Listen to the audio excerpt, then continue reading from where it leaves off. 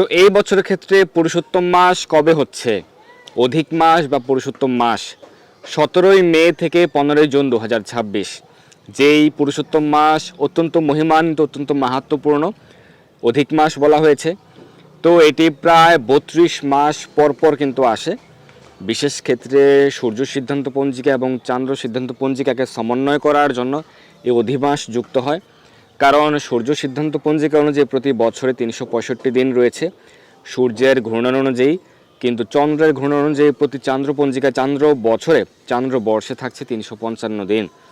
তো সেই ক্ষেত্রে 354 বা 355 দিনের সাপেক্ষে যে 10 বা 11 দিনের যে ব্যবধান রয়েছে এই দুটি পঞ্জিকার মধ্যে, দুটি বর্ষের মধ্যে, চান্দ্রবর্ষ এবং সূর্যবর্ষের মধ্যে বা দুটি হিসেবের মধ্যে, সেটিকে সমন্বয় করার জন্য প্রায় 3 বছর বলে থাকেন, কিন্তু প্রায় 32 মাস পরপর, প্রতি 32 মাস পরপর একটি নতুন মাস অধিমাস বলা হয়েছে, অধিক মাস যুক্ত হয় চান্দ্রপঞ্জিকায়, সেটিকে পুরুষোত্তম মাস বলা হয়েছে। তো যারা সূর্য সিদ্ধান্ত মান্য করেন সেই ক্ষেত্রে সেটিকে তারা অধিমাস বা অতিরিক্ত মাস হিসাব করেন, কিন্তু স্মার্তবাদীরা সেটিকে মল মাস বলে থাকে। স্মার্তবাদীরা ভেবে থাকেন যে এই মল মাসে ভগবানের কোনো কার্য করা যাবে না, কিন্তু সেটি সত্য নয়। এই অধিমাসকে কোনো শাস্ত্রে মল মাস বলা হয়নি। তো এটি ভগবানের অত্যন্ত প্রিয় মাস, পুরুষোত্তম মাস। ভগবানের নাম হচ্ছে পুরুষোত্তম, ভগবান শ্রীকৃষ্ণের একটি বিশেষ নাম হচ্ছে পুরুষোত্তম, কারণ তিনি সকলের থেকে সর্বশ্রেষ্ঠ। ঈশ্বরঃ পরমঃ কৃষ্ণ সচিদ আনন্দ বিগ্রহ অনাদির আদি গোবিন্দ সর্বকারণের কারণম। তিনি অসমূর্ধ, তার সমান কেউ নেই, তার ঊর্ধ্বে কেউ নেই। তিনি যেহেতু সবার থেকে উত্তম, তো সেই কারণে ভগবানের একটি নাম হচ্ছে পুরুষোত্তম, তিনি সর্বশ্রেষ্ঠ। তাই ভগবানের নিজের নামানুসারে এই মাসের নাম হয়েছে পুরুষোত্তম। অন্যান্য যে মাসের নামগুলো রয়েছে, বৈশাখ মাস, জ্যৈষ্ঠ মাস, আষাঢ় মাস, সেই মাসের নাম কিভাবে হয়েছে সেগুলি আমরা কিন্তু আলোচনা করেছি। যেমন বিশাখা নক্ষত্র থেকে বৈশাখ মাস, জ্যেষ্ঠা নক্ষত্র থেকে জ্যৈষ্ঠ মাস, সেরকমভাবে পূর্ব ভাদ্রপদ নক্ষত্র থেকে ভাদ্র মাস, কৃত্তিকা নক্ষত্র থেকে কার্তিক মাস। এইভাবে চান্দ্র সিদ্ধান্ত অনুযায়ী এই 12টি নক্ষত্রের নাম অনুসারে এই 12টি মাসের নাম হয়েছে। এছাড়াও ভগবানের নাম অনুসারেও কিন্তু মাসের 12টি নাম রয়েছে। কেশব মাস, নারায়ণ মাস, মাধব মাস, দামোদর মাস। কীভাবে সেই নামকরণ হয়েছে, সেই নামকরণগুলো কী কী, এই সম্পর্কে আমাদের কিন্তু বিস্তারিত আলোচনা রয়েছে, আপনারা দেখে নেবেন, আমাদের চ্যানেলে রয়েছে। তো ভগবানের একটি বিশেষ নাম হচ্ছে পুরুষোত্তম, সেই ভগবানের নামানুসারে এই মাসের নাম হচ্ছে পুরুষোত্তম মাস।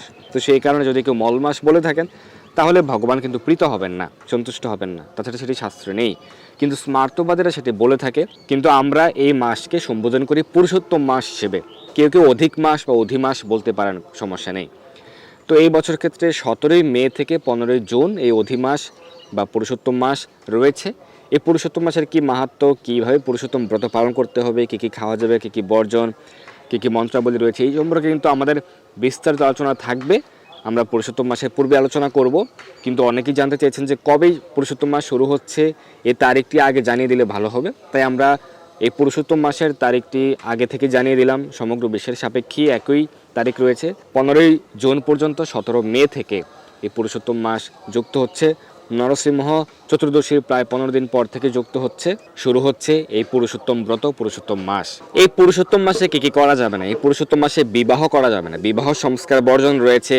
গৃহপ্রবেশ, গৃহ সংস্কার করা বা কোনো নতুন কার্য শুরু করা, নতুন ব্যবসা শুরু করা, নতুন গাড়ি ক্রয় করা, বাড়ি ক্রয় করা, নতুন বাড়ির কাজ শুরু করা, এই সমস্ত কার্যগুলি আপনারা বর্জন করবেন। আপনারা নোট করে রেখে দিন যে 17ই মে থেকে 15ই জুন পর্যন্ত এই যে এক মাস রয়েছে, এই সময়কালে নতুন বাড়ি ক্রয় করা, নতুন গাড়ি ক্রয় করা, নতুন কোনো কার্য শুরু করা, এছাড়া হচ্ছে গৃহপ্রবেশ, গৃহ সংস্কার, গৃহ কার্য শুরু করার জন্য যে পুজো করা, বিবাহ সংস্কার প্রভৃতি যে সংস্কার কার্য রয়েছে সেগুলি বর্জন রয়েছে।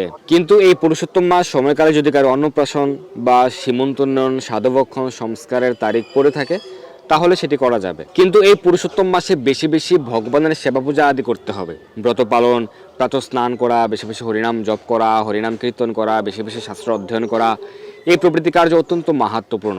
ভগবানের পূজা আদি করা, ভগবানের উদ্দেশ্যে প্রতিদিন দীপদান করা, প্রতিদিন সকালে বিশেষ করে সন্ধ্যায় দীপদান, ঘৃতপ্রদীপ দিয়ে আরতি করার অনেক মাহাত্ম্য রয়েছে।